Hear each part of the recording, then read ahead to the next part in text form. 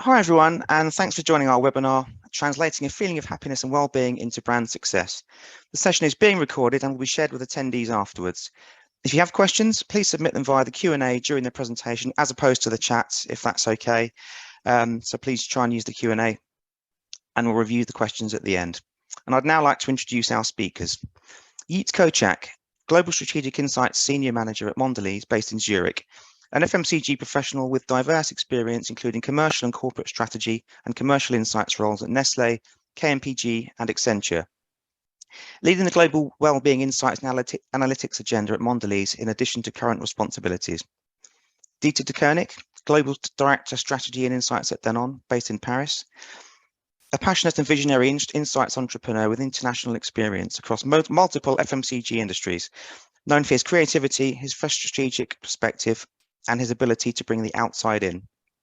Christian Niederauer, Global Head of Insights and Consumer Affairs at Colgate-Palmolive, soon to be based in New York. A passionate senior business leader with a proven track record of positively influencing strategic decision-making across various industries from diverse perspectives, including academic research, strategic consultancy, and consumer and business insights. And finally, Jenny Lindsay, Client Service Director at BuzzBack, who will be guiding the conversation about happiness and brands in response to new research. Jenny has extensive experience addressing insight challenges from both client and agency side, with an emphasis on brand, strategy, and innovation. Jenny, please go ahead. Thanks, Matthew, and a warm welcome to everyone joining us today for the webinar. So what are we going to cover in the next 40 minutes? So first, I'll explain why we chose to study happiness. Then I'll share a few insights from the research to set the context of the discussion before getting into the main focus, which is to hear from our guests from Colgate, Danone and Mondelēz, and to hear their reflections and what the insights mean for their brands and categories. And we'll be sure to leave some time for your questions at the end. So why did we decide to study happiness? Well, as part of our Health and Wellness Roundtable, which Dieter, Christian and Yigit are key members of, we jointly identified this as a topic of interest. And at this time that we're in, we're experiencing ongoing disruption to political, economic and social spheres with the global pandemic, the climate crisis, spiraling levels of anxiety and mental health, the war in Ukraine and the rising cost of living. It's like we're jumping from one crisis to another. And happiness is not only important for our own well-being and sanity, but we know from a business perspective that when consumer sentiment is positive, and it can lead to economic growth. So we wanted to really uncover what makes people happy, and importantly, how can brands link their activities to this emotional feeling of well-being, this elusive feel-good factor. So to start looking at this, we spoke to 1,600 consumers from the US, the UK, Brazil and China, spanning different generations to try and reveal some answers to these questions. So what makes people happy? So the answer we found from our research is that it's all about being together, spending time with others through eating and drinking, vacationing together. And undoubtedly, this is strengthened with the isolation we've all been feeling during the pandemic. Other themes that we saw emerge include success and ambition, particularly within Brazil and China. We had culture with art and music appearing. And then in the US and the UK, as well as valuing time together, consumers also derive happiness from being able to have some time alone. And this difference is potentially linked to the fact that there's a bit more of an individualistic culture in the US and the UK versus the more collectivist culture seen in China and Brazil. You'll also notice perhaps that health is missing here, and it's notable for its absence. But it comes down to the fact that good health isn't what's driving happiness. But if you have poor mental or physical health, it's something that consumers cite as most likely to negatively impact on their happiness. We used our digital e-collaging technique to get under the surface a bit and really try and understand what is the imagery, the language and emotions that people associate with happiness. And what this revealed was, on the one hand, happiness for them is about feeling calm, relaxed, peaceful and at ease. And a lot of the imagery that we saw coming through was linked to nature and the outdoors. And at a sensory level, we see the smell of flowers. People, especially in the UK, talk about cut grass. They mention the sound of bird song and rain and the touch of soft fur and blankets. And on the other hand, it's a kind of bolder, brighter feeling of pleasure, elation, and fun. So you have these two distinct happy places, if you like, one that's more inner directed and one that's more outer directed. A key part of the study was to go beyond understanding what it is that consumers see as making them happy and really thinking about how we can link this to brands. So we also asked consumers spontaneously which brands, spark happiness for them. And interestingly, you can see in the top right, the ones that they've mentioned, they're very similar across the different markets. So Nike, Apple, Coca-Cola, and chocolate brands, namely Cadbury, Hershey's, and Nestle, all appear in the top 5 mentions. And the reasons why people are picking these brands are as follows. So for Nike and Adidas, it's not so much about health, it's more about connecting people to a personal passion like fashion or sport. For Apple and the tech brands, it's more about connecting them to other people and enabling togetherness, which is the essential nature of happiness for them. And for Amazon also, there were some functional benefits. So making life easier for them, saving time, saving money. For Coca-Cola, there's a bit more about familiarity, nostalgia, memories of childhood. And Coca-Cola has done a good job of anchoring itself within sort of seasonal joy. So consumers were mentioning the holidays are coming campaigns as well. But for chocolate brands, it's all about comfort, indulgence, that sweet, delicious taste of chocolate that makes them feel good. And when we looked at categories, we found that this food category was the one that consumers most strongly associate to happiness, which really suggests the importance of small, accessible, and everyday pleasure. We saw some country differences here as well. So for Brazil and China, clothing and automotive categories were more associated with happiness.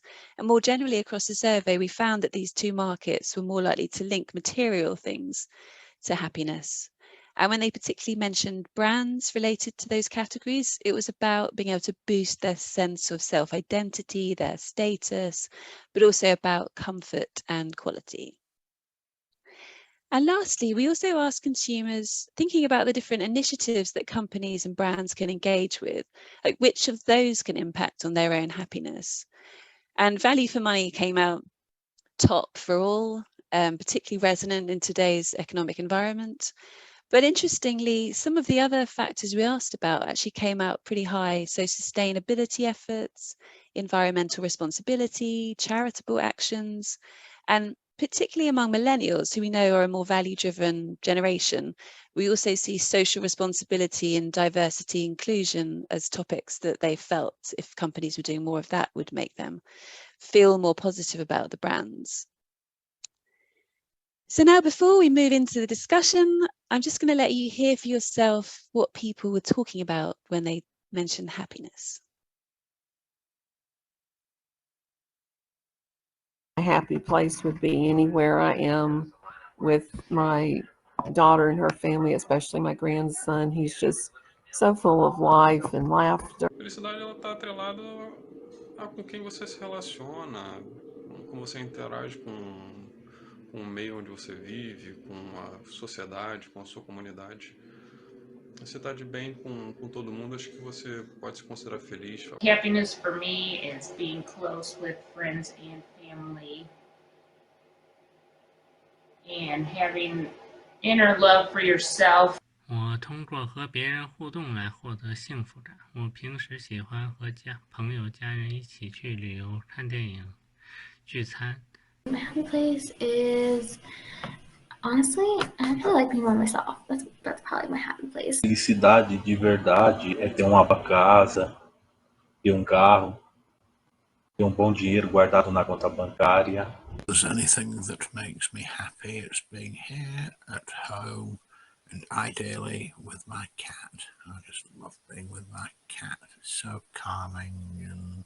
Felicidade alcançada diariamente, né?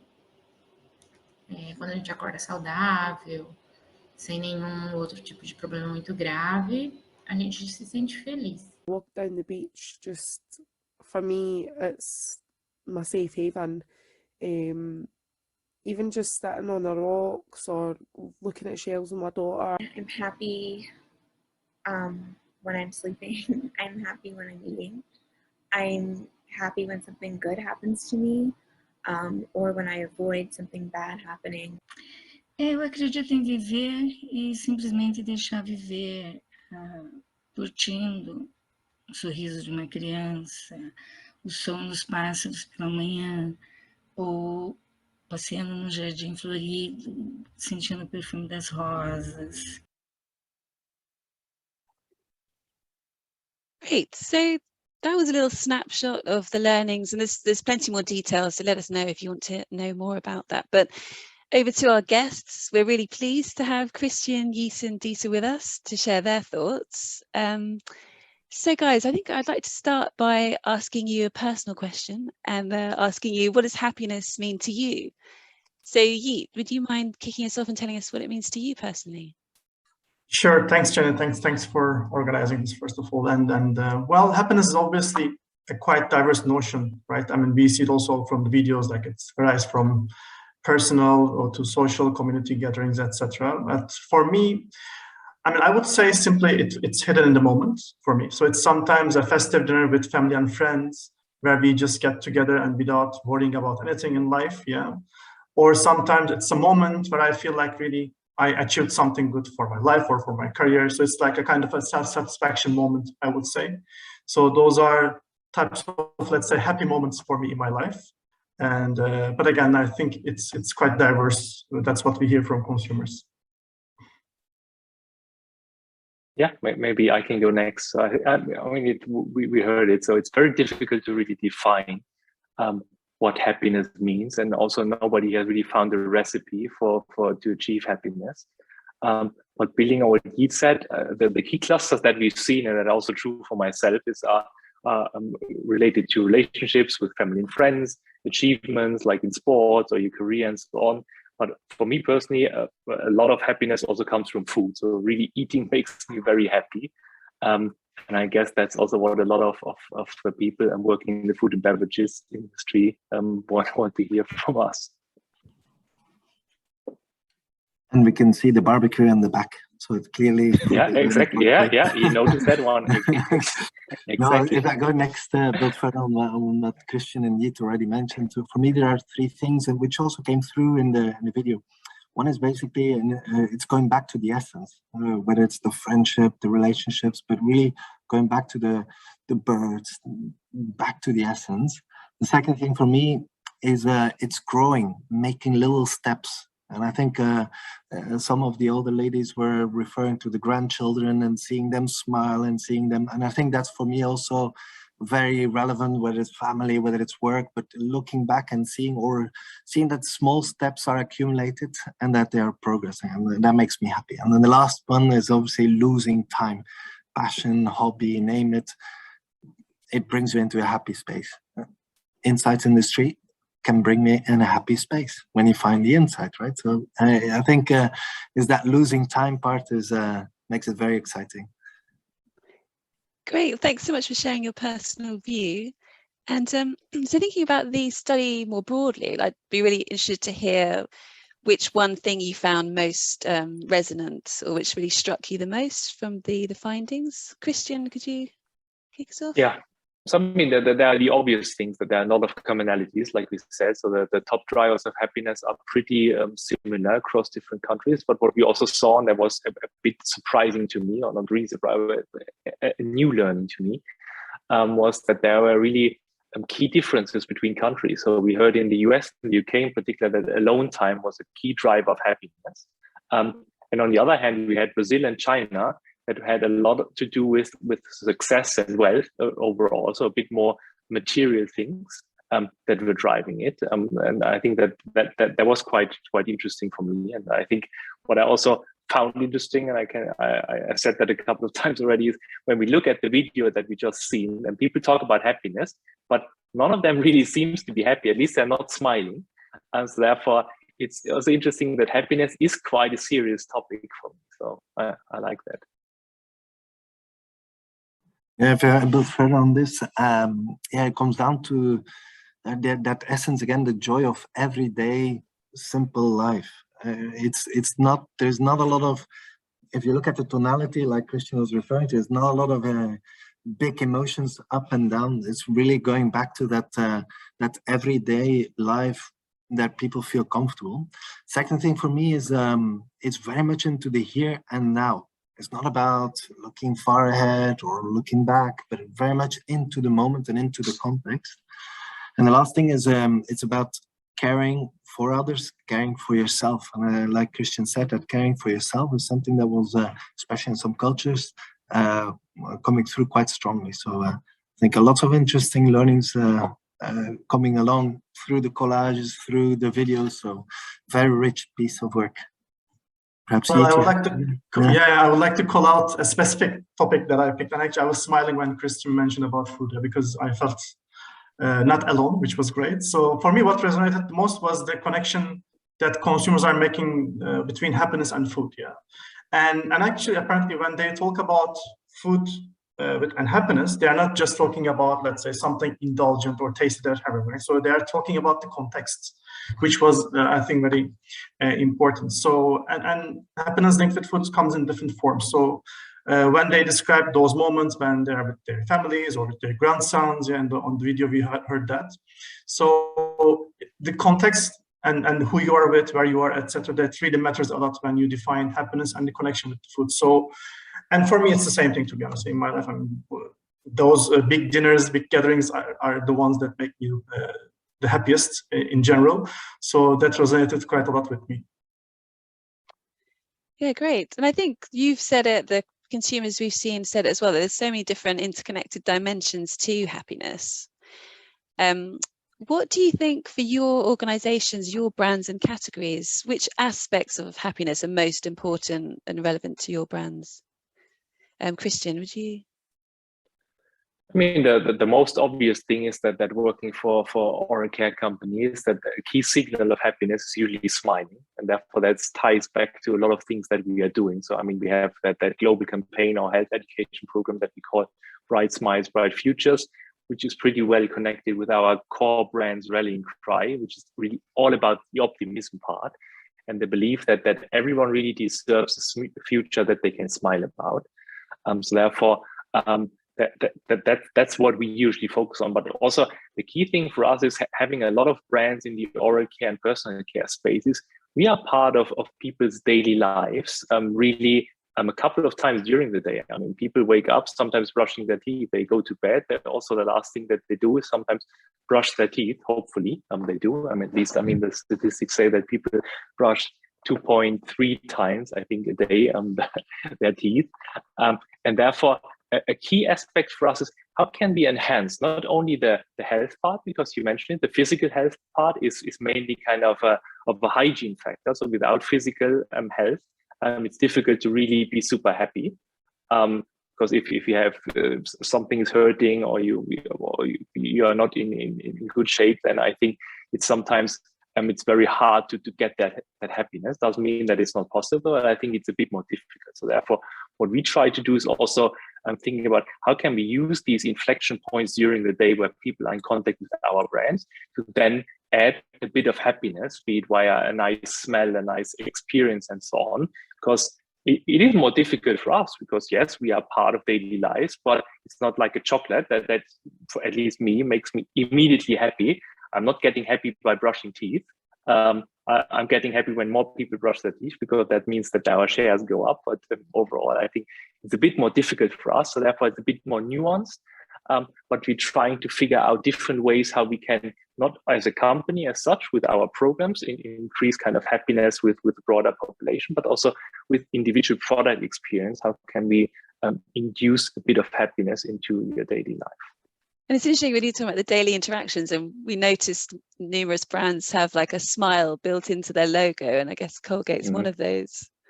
Exactly, like so many others. That's why it makes it very difficult to own that asset, although we really would like to own it, but it's a bit more difficult. So there's a lot of misattribution when you think about the smile. I guess a lot of people have minimum 2 or 3 brands in mind when they see this kind of smile thing. We are one of them. With Danone, we have also a smile for the dairy business, so not a surprise, right? So and these cues obviously help to build that happy place that we are talking about. But to your point, Jenny, I think for us, different parts of the business, obviously, but when I look at the beverages side and waters, and particularly with a brand like Evian, we see that the results that came out of the study connected very well with what we have been observing over the last couple of years, which is basically with that environment that is getting more complex, whether it's the pandemic or whether it's the complexity coming in from technology or you name it. Well, there is a search for the essence of life, or there is a search for the essence of yourself. And that's a bit where some of our brands are tapping into, Evian being one of them, with a campaign that is all about drink true and be true to yourself. And obviously a category like water can help you to contribute to clear your mind. Natural mineral water will help you to get to that state. Obviously, it's not driving the main driver for the happiness, but it's the act that allows people to come to that solid, stable, here and now contextual moment that we all learned in the learnings before. And I think the second thing that goes a bit broader, and that goes into the other part of our category of our company, a brand like Danette is helping to make that bonding and that connection of being together. A good example that we see in some of the countries, when people are not going out much, they stay more in, and they would obviously look for an indulging moment where they have that bonding celebrated with one of our products or one of the categories, right? It's again not the category that it drives the happiness, it's the act of being together, but it's obviously a small contributor and helping to celebrate, helping to get people to remind about the value and the richness of these moments, all help to bring eventually everyone to a happier place. If I may build quick on what Christian and Dieter just mentioned, I mean, I fully, agree, and I can say that that's also most of the points that they made are applicable for our categories and brands as well. So it's a bit hard to distinguish actually one aspect of happiness from another, to be honest. Yeah. So there's a mix of, I think, the topics there. But what I observe in the last couple of years, and I think we are also doing more and more for our brands and categories as well, which is the collective drivers behind happiness. So topics like environmental topics, sustainability, diversity, they are becoming equally important to individual aspects of happiness. Yeah? So I think that's one thing that is really becoming much more popular, and we are also doing it very often now with our brands and categories. So I think when we now start thinking about happiness, we just don't think about our consumers, but we also think about the communities that they belong to. Yeah, so that's also, I think, equally becoming important for anything from that collective drivers perspective. And all of what you're saying resonates with another thing we saw in our study around the values that consumers link to happiness, which are all about relationships, personal relationships, family, friendships, but also to what you were talking about, Dieter, around self-acceptance, particularly in the US and the UK was really high up there. And so what about some of the challenges that there might be for brands that are trying to leverage the feel-good factor? And are there any brands that you think are doing this well? Dieter, could you kick us off on this one?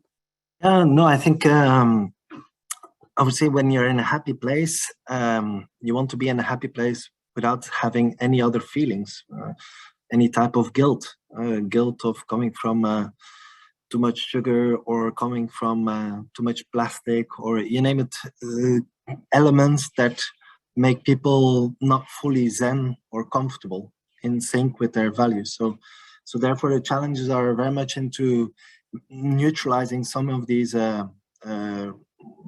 new points of parity or new ways of advancing the categories, and I think that's an ongoing journey, whether it's the aspects that I was referring to. Now, there are some brands that are great examples. Obviously, we have a few brands internally that are very good, but if you were asking about an external example, I would probably refer to a brand like Innocent, because it helps to get to that full enjoyment and minimizes that guilt to the lowest level. And I think that's an interesting space to be in. Plus, it's obviously helping in the purpose making and to making people feel like they're fully in sync with their values, and even helping in shaping the identity towards other people. So I think there are a couple of brands out there, but if there is one to be named, I would probably refer to Instant. Yeah, maybe also building on that, I think the key challenge is really first to understand what feel-good factor means in general, but then also related to your brand, because I also saw the question, the Q&A. I mean, for our brands, there's not that immediate link there. But what, for example, and we just recently, our soft soap team in the US did a great study to understand also these differences between joy, uplifting, fun, happiness, and so on, and feel-good factor, just using online scraping, so just getting everything from social listening, ratings and reviews, and so on. And there were a lot of interesting things in there that also sparked ideas, and I hope that we will see some of these ideas coming also to life with that brand pretty soon. And I think my key example of external brand, I think it's also related to what Dieter said, that don't make you feel guilty that you are now consuming that brand or using that brand. So I think Patagonia did a very good job in the last couple of years to really own that space about sustainability and so on, that we know that the clothing industry is always kind of not seen as the most sustainable one, because usually, okay, there's a new kind of trend next year, therefore you have to throw away all your clothes from last year, which I know nobody's really doing, but that's how it started. And therefore I think with their approaches, also the community stuff that they do, and also kind of reusing their clothes and so on as a second hand, I think that's a great approach, which is definitely helping on that feel good part, that you don't feel bad about using that brand. Yeah, for me, one watch out that I think is very important is to stay relevant to consumers, because we heard a lot, different types of definitions of happiness, right? So varying from topic A to topic Z, I think there are lots of different types of, or different ways of that feel good aspect, right? So that's why I think staying relevant to consumers will be key here in different times, because that feel good factor is really dynamic and diverse, yeah, like I said. So and we have to adapt, or maybe lead that transfer of feeling good feeling, let's say, to consumers. So if you think, I will give an internal example. So if you think about our categories like chocolate, for example, yeah, so one would think about happiness linked to chocolate could be having some indulgence moment, right, or sensory experience that you can get from chocolate, right, or the emotional effects that it makes on you while you consume chocolate. But I think life is not always let's say, simple, right? So although a brand may build their core assets behind those, let's say, topics, I think showing the consumer empathy, especially at hard times like the pandemic we just went through, is really important. So consumers, I think they like to be heard, and I think that that is why we have the way we transmit that feel good aspect is very important. So like I said, let me give an example from one of our well-known brands, chocolate brands, which is Cadbury India. Yeah. So last year it was a tough year, as you can imagine, for many local store owners, and in India, due to pandemic, they were struggling financially due to sales.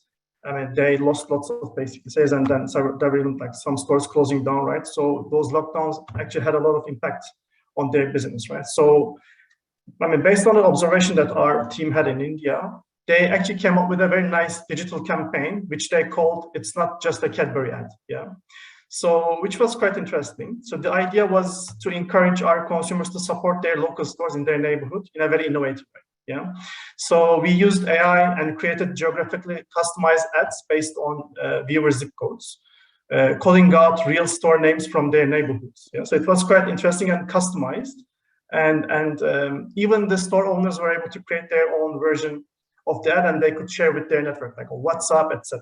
Yeah, so it was very easy to create your own store's ad with a very well-known face from India with a Cadbury ad, and it went viral in India. Yeah, so besides driving sales, it got millions of views online, a lot of engagement on Facebook, Twitter, and of course, it created an amazing positive vibe among our consumers and their community. Yeah. So to me, I mean, although it may not maybe seem at the beginning like a direct connection with happiness, indirectly it brings that feel-good effect in a way to the community, right? And I think the way you transfer that message to the consumer is really key, and I think they did a good job in doing that with those digital campaign. It was a great example of consumer empathy, that community empathy, and also combining with that feel-good factor. I think it's a great example, and also like just thinking about how happiness can pass through the chain, like the distribution chain, and actually if they have a good experience in retail, because the local retailer is so like happy that they have this Bollywood star mentioning their store, that it can pass through to the actual customer as well. Exactly. But so thank you. So before we finish, I'd love to hear your final reflections and what you think the potential implications are from what we've seen here in the study.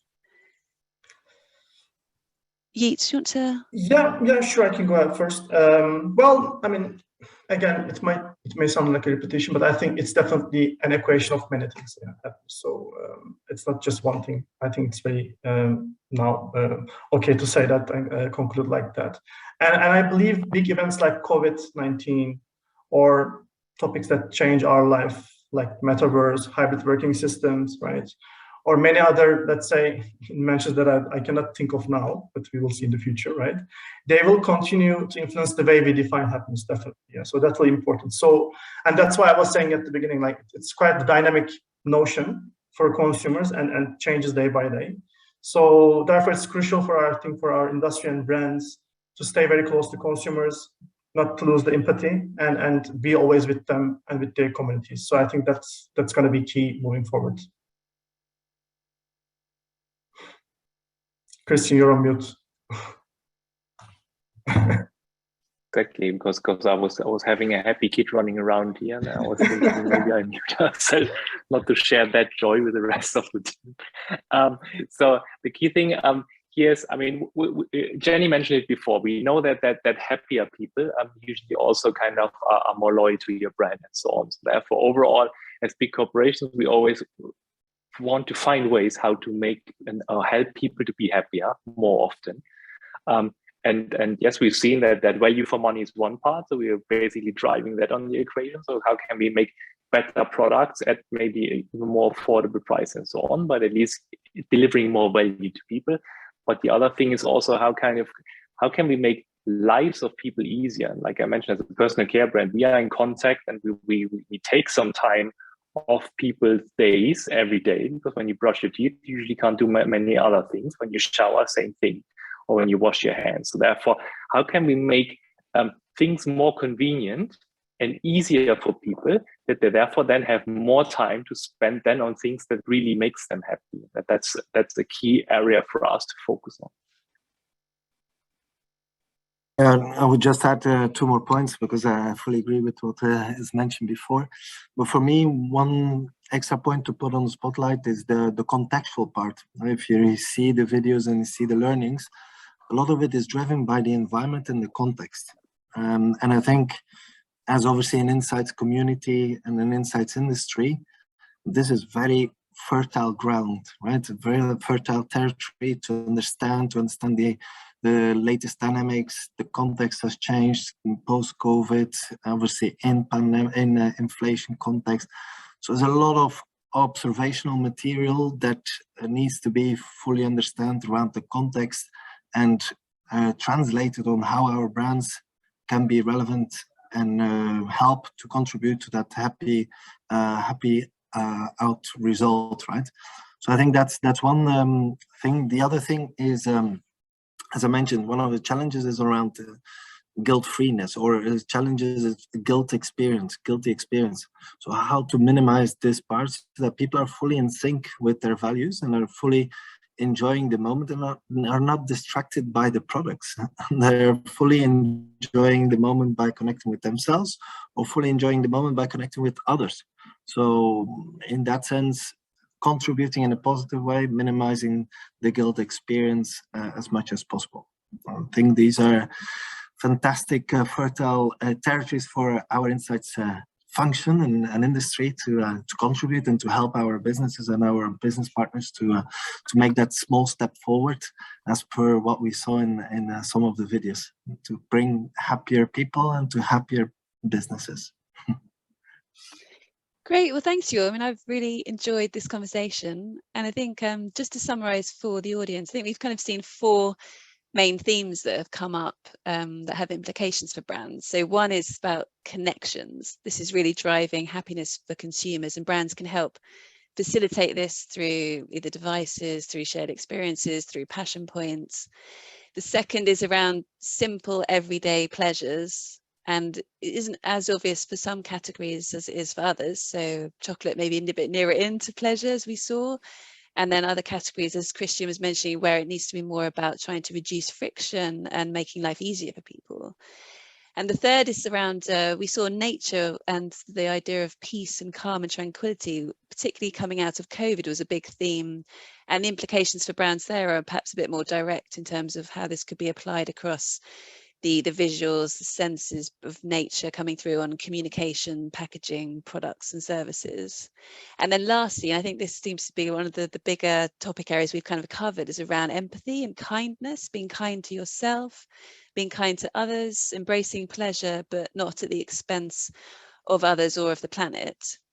And I think as an insights community, we're like uniquely placed and privileged as well to be in the position of our roles being to understand people's needs, frustrations, fears, and try and help address those and make life that little bit easier and a little bit happier if we can. So thank you very much. We're going to move to the live Q&A, which Matthew's going to lead now. Hi, Jenny. Thanks. And thanks everyone for taking part. That was really fascinating stuff. Just reflecting when you were talking about it at the end there, it just occurred to me how much happiness has been thrown into such sharp relief over the, over the last couple of years. Everyone's been thinking about it a lot more. But we do have a few questions here, which I'm just going to read a few of these out now. If we don't get to your questions, we are going to follow up with you afterwards. For our audience, that is, and answer those. And I don't think we'll get through them all. So the first question here, and perhaps you can take this one first. What is the link between happiness and well-being? I think we may have been over that a bit, but that's the first question I have here. Well, well-being is another topic. I would say it's again quite diverse. Like there's the mental aspect of it, there's the physical aspect of it, but also there's that, I think, more social aspect of that too, right? And you can think about, let's say, when you think about well-being, nutrition, etc., those kind of things may pop up. But I think what we see in our studies, mainly when we do well-being deep dives or some, let's say, consumer interviews, that feel better about myself factor is very clearly popping up, yeah, in all the studies we do, yeah. So yes, they may be talking about nutrition, they may be talking about something else, but I want to feel better about myself was the thing that pops out a lot, yeah. And I think that's quite linked with happiness. So I will go back to what I said at the beginning. So when you're having a chocolate or another snack or anything, it's not just about having something indulgent or tasty, but you can also feel happy when you're having something healthy. And but I mean, you are being kind to yourself, like Jenny mentioned, right? So, I mean, you are doing good something for yourself. So I think that aspect is definitely linked with happiness. In addition, I mean, if you think from a social perspective, again, like better environment, sustainable future, right? I think those are also quite linked because, yes, individually, I have certain, let's say, topics that I worry about happiness, but also, I mean, I want to leave a good future for my kids, etc. So all those kind of aspects are very important, and I think they are also linked to an overall happiness notion. Thank you. Any other thoughts on that, guys, or shall I move on to the next question? No, it's funny you should say that because it reminded me of, I don't like cereals with lots and lots of bran in them, but the reason I don't like them is why I actually quite enjoy eating them, because it feels like all this goodness going down. Anyway, next question we've got. So these are more about measurement, and there's some interesting questions here. How are companies measuring happiness today? And perhaps you could have a go at that question. I mean, that's definitely a difficult one. I mean, happiness with the product or with our brands, it's quite easy because that's loyalty in the end. That's how every brand is basically measuring their success there. But it has a lot of additional factors. So I think if we get a bit more closer to really measure happiness and joy and so on, most of us have kind of brand health, brand equity tracking, where we have measures either directly of fun and happiness in there, or indirectly. I guess brand love was long enough kind of one of the key metrics that everyone tries to measure. And then it's kind of also the emotional connection, because I think if you are not really happy and have a positive emotional connection with a brand, then you also can't be happy about it. So therefore, this is maybe the best way how to measure it. If I recall, I don't think that for any of our brands in any of the countries, we have a very direct attribute that talks about happiness, but we have a lot of these indirect ones, as I just mentioned. Cool. Well, I think follow up, it makes sense to ask you about this as well, Christian. But do happy consumers translate into sales? I mean, I guess that's difficult to. Yeah, I mean, there are a lot of studies. I think in the end, like I said, if there's no positive connection or emotional connection with your brand, so meaning happiness, then people won't repurchase you or won't purchase you in the first place. So therefore, you need to create that positive emotional feeling and that positive kind of connotation with your brand. So therefore, I think it's again hard to measure. So that's not like in marketing mix modeling where you can completely isolate the effect and say, okay, if that variable goes up, then your sales are also going up. I haven't seen that for happiness, but there's enough understanding, I guess, from other studies and from indirect measures that happiness is definitely a key driver overall of sales. And for some brands more than for others, but I think in general for FMCG, it's definitely one of the key metrics that you should look at.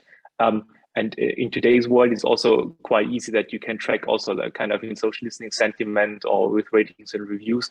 There are also more ways how to track that, and therefore then maybe also in the future get more direct kind of at least correlation with sales.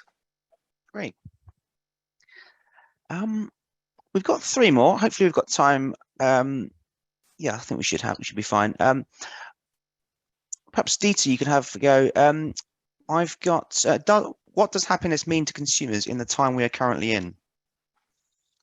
In a time with high inflation, I guess, right? And yeah. So obviously that brings a lot of pressure, brings a lot of friction along, no doubt. Nevertheless, obviously, even within that context, within that moment, there's also the search for being in a happy place individually. And I think it's our job, obviously, to understand how the context has changed and how our products change sometimes in meaning or how they get reframed. A good example from our side in Argentina, which is obviously the king country of dealing with inflation for many years, right? So what we've learned, for instance, is that some of our brands get a new meaning when they go into that high pressure situation. I referred to Danone before, but that's an exact good example of where an A brand like Danone is connecting with a lower social class because they are not necessarily going out, but they're staying more in and find that moment to connect and to bond. And then our brand, our product plays a role into it, right? Even though the environment is obviously very heavy and very difficult, economically speaking and socially speaking, even within that, the context of bonding, connecting, it's good that our brand like Danone helps to contribute, right? So I think the job is really to understand the context and the new meaning that gets given to our categories and to our brands, and then find the right way to help to contribute to bring people into that Zen space that is obviously everyone is looking for. Great stuff. We're almost at time, but I want to get this one last question in because it's directly about Colgate. So I wondered if you'd like to address this one, Christian. So somebody's asked here, it's very interesting. I understand the linkage between happiness and brand for food brands like Danone and Mondelēz, but I'm curious what led Colgate to focus on driving happiness, given it's a more functional product portfolio. Yeah, I mean, it's a good question. That decision was made well before I joined the company. So I'm more speculating here. And just to clarify, I mean, we're not only focusing on happiness, we are overall focusing on optimism as a brand. And therefore, I think that the reason for that was definitely that usually, like I also mentioned earlier, the first thing when you think about happiness is that happy people smile more often. So therefore, the smile then has the direct link to teeth, and then teeth to oral care in the end. So that's, I think, what we want to do. But on the other hand, as a global brand, we also have some responsibility, like I said, for that, give everyone a future they can smile about. So also making that link between smile, optimism, and happiness overall. So these are the key things that we just say, okay, that there's that very superficial link between smiling and happiness. But on the other hand, also that I think we have the responsibility with our reach as the most penetrated brand, usually in terms of household penetration and so on, to also drive happiness, because that's one of the key things that humanity and everyone is striving for. Great stuff. Thank you. Right, we're slightly over our planned time, but I've just got one quick thing to share with people about some upcoming webinars that I'm sure you'll be interested in. And let me just share my screen. Oops, that's my Q&A. So on July the 14th, we've got a webinar on e-commerce. Now, this is a brand new webinar. Earlier on in the pandemic, we did another study on e-commerce, so we're revisiting that, and that's going to be fascinating because we'll be able to compare, where we were back then and where we are at the time that the study gets done. So that will be great. September the 15th, we're revisiting happiness, given that it is such an interesting topic and the feedback's been so great, and that's going to be on happiness, but different content to what you've seen today. So do tune into that if you've enjoyed this as much as I have. And earlier in the year, we did another session similar to this at the MRS at Impact. Sorry, I couldn't remember the name of the event, at MRS Impact. And our 3 clients here also attended that. And luckily, we've been nominated as one of the top 4 presentations, and we'll find out on Friday whether that's won. So thank you very much, guys, for your input into that session, as well as this, and all of your time. It's been fantastic. And thanks, Jenny, and thanks to our audience. And hopefully we'll see you soon. Thanks, everyone. Thank you. Thanks, Bye-bye. everyone. Cheers. Bye. Bye. See you next time.